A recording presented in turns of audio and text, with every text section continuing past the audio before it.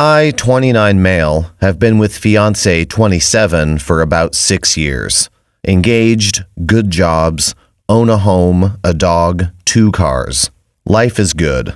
Everyone sees us as the stable couple. I have a friend who I've been very close with most of my life. He and his wife are very close with us, go on vacations, always spending weekends together, things like that. We've always all been great together. He and his wife have been having some issues since they got married last year. They were potentially discussing a divorce. My fiancé is very much an empath, so they've each been seeking her out to help them with their troubles. This was hidden from me for a few weeks because he was too embarrassed to tell me about what was going on. So they were texting and talking on the phone almost daily, unbeknownst to me. Until, on one of my fiancé's days off, she texted me late in the day saying she had driven the hour and a half to go be with him because he was in really rough shape and needed help. I ended up driving out there that night as well. Long story short, he didn't end up talking to me much about the problems he and his wife were having. My fiancé ended up staying the night with his wife. She then spent the entire next day with him while his wife and myself were both working. I understand her need to help people, but she was ignoring me and our home in the process. Since then, they've been more open about texting and calling. He will also show up at our place quite unannounced, which is fine and something they've always done. But there's times when he's been at my house during the day while I was at work, and I didn't know until I got home. I work pretty far from home and have regular hours. She does not. Sometimes little details of their stories don't line up. Timing, things like that. They've been texting constantly, sometimes 100 messages in a day. But she keeps deleting her texts with him, which is something she never does. She has texts on her phone from when she first got it 2 years ago. I was getting suspect, so I did a bad thing. I hacked into her family Verizon account and pulled her texting logs. Right away, it was pretty obvious that they text pretty much all day long. She is known amongst our friends that she never responds to anyone's texts or calls, to the point where her parents will just call me if they need to get in touch with her. The text logs just didn't make sense, sometimes late into the night and starting again very early in the morning. A few occasions of them texting around 2:30 a.m. on a weeknight, after we had been in bed for hours. I was with him last night and snuck a peek at his phone. Yes, I know I suck. He deletes all her messages too. I don't know what else to do. I can't accuse them of anything without having proof. The texting is suspicious in itself, and I have the logs to back it up. But in the process, I have to admit that I hacked her dad's info to get it. So if I say anything, it's a point of no return conversation and will end badly in one way or another. Edit. Technology was deployed. Suspicions are confirmed. Found some real evidence. Proof they met up on days she had off, more than once. Messages the next day about too exhausted, feeling like I was hungover because I was on such a high yesterday. Texts were hard to recover fully, as he has an Android and she has an iPhone. There was not as long, historic of an amount of content between them, and there were definitely some things missing. No actual explicit conversation except once. She said she was thinking about him while she was masturbating, and she just had 5 hours worth of foreplay. That was last Wednesday, which is also the last time she and I have had sex, and she threw herself at me. But also later that day was messages between the two of them about how excited they are. There were I miss yous and other things proving an emotional longing for one another. It also turns out that this started before things with his wife got very bad. There's a nasty trail of breadcrumbs here. Lines have very obviously been crossed. The question is how and how long. I'm not really all that sure what to expect out of our conversation tonight. I took a few days off from work to use as a cushion if things get bad. I guess I'll write an update later. Update. Well, it was a worst-case scenario. I think the fact it's taken me 9 months to collect my thoughts is a testament to that. I haven't been wallowing in a hole of self-pity and anger, although it would be easy to do so. Frankly, this is looking to be the best thing that ever happened to me. I'm thankful every day that I have a second chance to do it right. So I essentially pilfered her phone's entire history, and that was really the key to Pandora's box. Texts, call logs, photos sent, photos received, Google searches, directions she mapped. It was a lot of information to process, but it literally spelled out her every move for several months leading up to the discovery. The texting tapered off as they realized I was onto them, and it became much more time on the phone instead. I can't even imagine the conversations. It had been going on a lot longer than I thought. It was a Sunday night when I sat down and had time to pore over the results. I had obviously been playing out my next moves in my mind for weeks. I shot my boss an email, said I was having a personal crisis and would contact him in the next 24 hours, but would not be in for the next several days. Not awesome, considering I had only been at the job a handful of weeks. He was gracious about it, and I'll be indebted to him for it. I got up and left the house like normal, went to have breakfast by myself, took my car to the shop for some routine maintenance, and stepped outside to chain smoke cigarettes and make some phone calls. I called my best friends, told them what was happening, got their advice on how to proceed, or more or less to validate my current direction of sitting her down that evening and interrogating her. One of them was going through something similar, but much more public. They had interesting insight. I was home mid-afternoon. She came home unexpectedly, shocked to find me there. I told her I wasn't feeling well and came home early. She said she had come home to let the dog out and that she had more errands to do for work, but would come home quickly. She left holding her briefcase, which she had already brought into the house for the day. She had planned to stay there. At that point, I had location on her phone. I watched her drive down to the grocery store, make a 90-minute phone call, and then return home.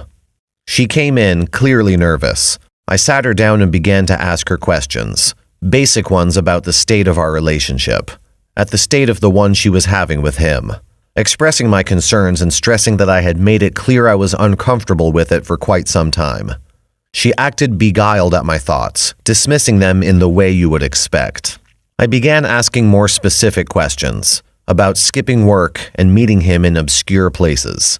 My favorite example, one particular state land we've all been hiking at a bunch. He and I grew up out there. It's where he proposed to his wife, and as I would much later come to find out, apparently the first place he and my fiancée screwed each other. I started quoting pet names they used for each other and songs she would send him. She flatly denied the oddly specific questions I was asking at this point. I knew she was full of shiz, and she just kept denying herself the possibility of me knowing all of this. She was in a relative state of shock. I remained calm. I didn't yell or lambast. We reached an eventual point, after several hours, that she wasn't sure if she loved him, or that she did, but it was a different way than she loves me. But she was nonetheless still denying ever sleeping with him. Maybe some kisses and touching. I was eventually told that I wasn't manly enough and didn't turn her on the way he did, but it was okay to live in my house and sleep next to me because I took care of her. The one thing I did learn that night was that she also slept with his wife, in our bed, and that my fiancé told him about it the next day. The wife didn't tell him, nor did she know that she told him. That was until the day that he stormed into their house, declaring that he was leaving for Tennessee to stay with relatives because everyone was going to find out, and that now we can finally get a divorce because he can be with the woman he loves, and screw you because you screwed her too. And that's exactly what he did. He ran off for almost 2 months before coming back around. I haven't seen him or spoken to him, nor had any communication whatsoever via text. Frankly, I don't have anything constructive to say to him, and he's too much a coward to ever come to me with anything admirable, so I suspect he'll never say anything at all. That was one of my oldest friends, and he referred to me as his best friend for over a decade. Best man in his wedding, and my fiancée was his wife's maid of honor. Honor indeed. While some people were hiding from their problems, other people were changing their locks. I let her spend one last night after that first night we talked everything through. By the time we finished talking, it was after midnight. It was a somber and sober night's sleep.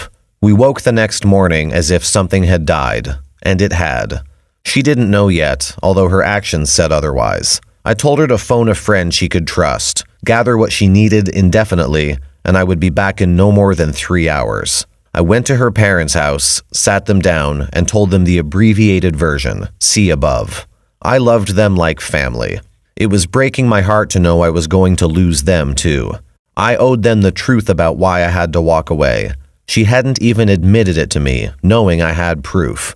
I knew she would never tell them, and maybe that wasn't my place and was selfish of me.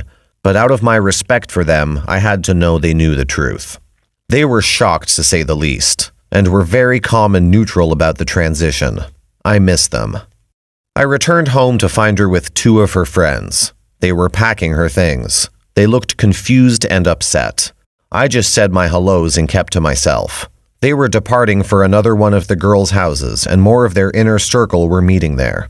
I changed the locks. I changed all the dogs' veterinary and registration paperwork to my name.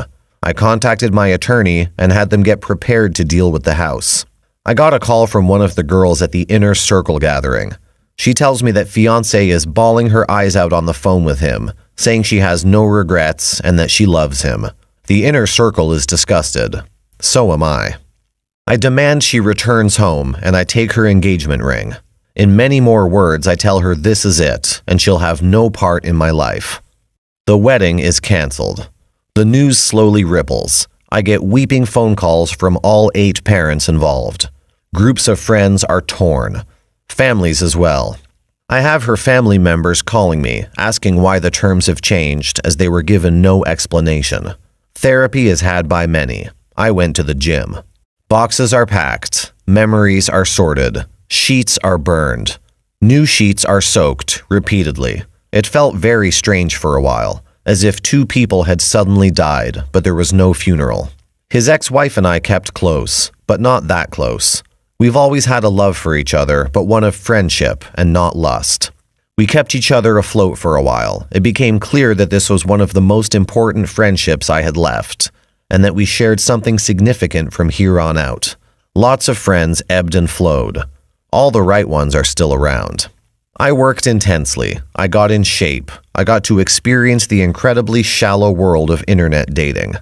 I started living my life again. For me. And of course, for my dog. I've found happiness in a lot of new ways. Treated myself to a great summer of friends, concerts, camping, mountains, and water. I realize how lucky I am that we weren't yet married, and especially that we had no children. Some people dodge bullets. Some people dodge freight trains. The ex-fiancé and the ex-husband are living together now, as far as I know. The ex-wife has met a guy who I think is super awesome and exactly the type of man she deserves. He absolutely adores her. We all do things together a lot. As for me, I met a lovely lady at a barbecue this summer. I went to this event knowing I would only know the host and that it would be good for me to meet some new people. If it had to be this bad, it will be worth it in the end. That was my mantra in the beginning of this, and with each passing day, I realize that I'm right. He dodged a freight train. Imagine he had to discover it after he's legally tied down to her. I just will never understand folks who have long-term affairs while planning to get married. Like if you want to screw around freely, just walk away. Don't marry and make another person miserable. Fiancé and the best friend deserve each other. They sound equally horrible. And props to OP for handling this with much poise and elegance.